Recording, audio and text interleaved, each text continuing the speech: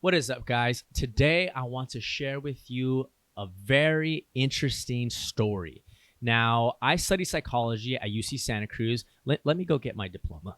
Let me get that shit. Boom. And I graduated with honors, as you can see there. So I'm a bit of an authority in that field, if I don't say so myself. But anyways, that's beside this point. The story I want to give you today is about Stanley Milgram and the experiments that he conducted in Yale. Now, you really can't do these type of experiments anymore because they were psychologically traumatizing to some of the volunteers. And what this experiment did was show us just a huge and enormous part of how human beings function. Now, let me really explain to you what this experiment did.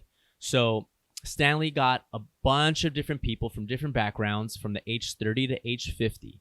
He sat them down and said, hey, he lied to them. He told them that they were conducting a test on learning. And they're trying to figure out if a person was shocked when they got an answer wrong, they will learn better and do better as a result. However, this wasn't the case, right? So Stanley was actually trying to see how much the volunteer will obey him as he administered those shocks to another volunteer who was just an actor at getting the shocks.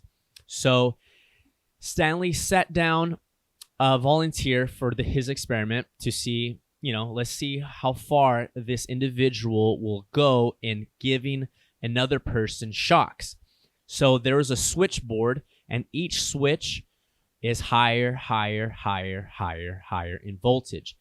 So Stanley, when he was conducting his experiment, said, you're going to have to give the person that's in the other side of the room a shock every time they get this word matching wrong. The volunteer was fine with it.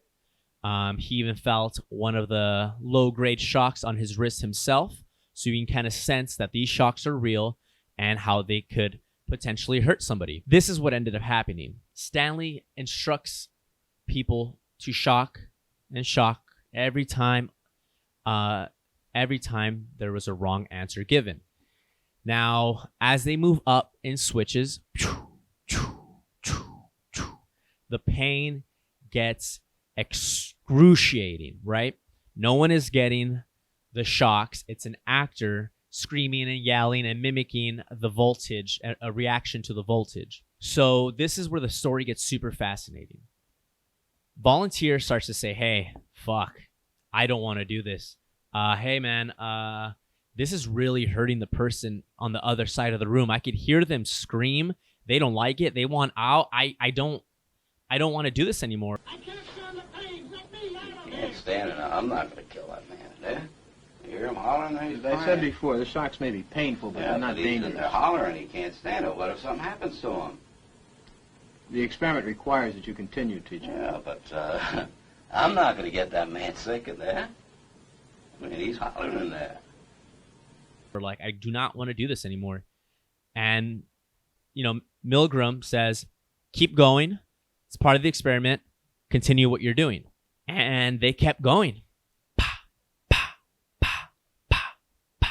Up and up and up, screaming and yelling from the other side of the room.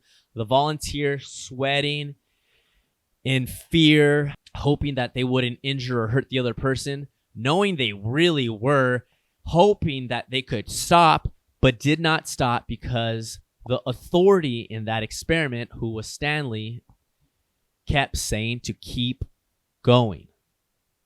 Some volunteers even said, hey, are you going to accept this responsibility? Like, I don't want this on my hands.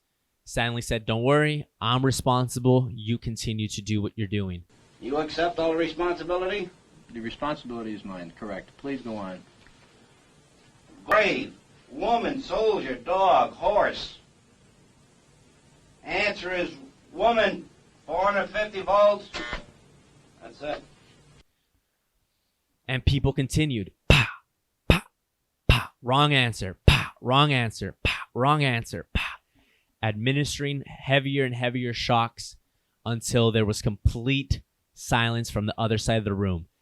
Ergo, the actor on the other side of the room was mimicking that he died from these shocks. I'm not getting no answer. Please continue. The next word is white. But you think you should look in on him, please? Not once we've started the But experiment. what if something's happened to the man having attacked or something there? The experiment requires that we continue. Go on, please. Don't the man's health mean anything? Whether the learner likes it or not, we But must... he might be dead in there. And again, this was completely scarring to the volunteers. You can't do experiment like these days just because of the psychological trauma that is, that's very possible from these type of experiments. But through that experiment and through that story, Milgram was able to better understand human nature and how if we have an authority above us that we trust and who takes the responsibility, we will do almost anything to obey and to follow instructions.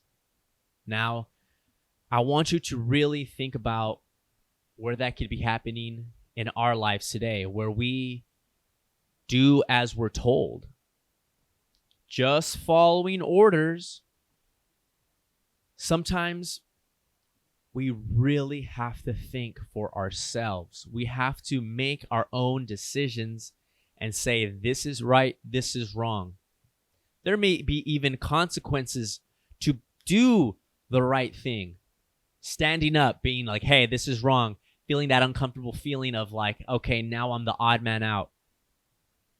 That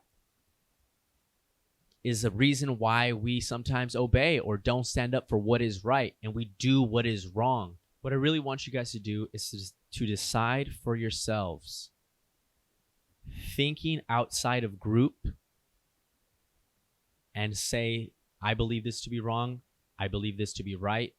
Just because the whole group is doing something wrong, I'm okay with standing out and saying, no, I will not participate in that because that is wrong.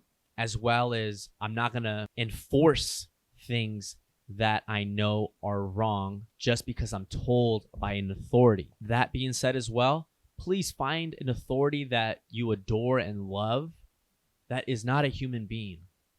Because human beings are flawed and they will be corrupted, but trust somebody higher up. Trust God, trust the universe, trust something bigger than you, bigger than us, bigger than humans, because humans, we will exploit people for all our humanly needs, food, money, sex, water, whatever it is.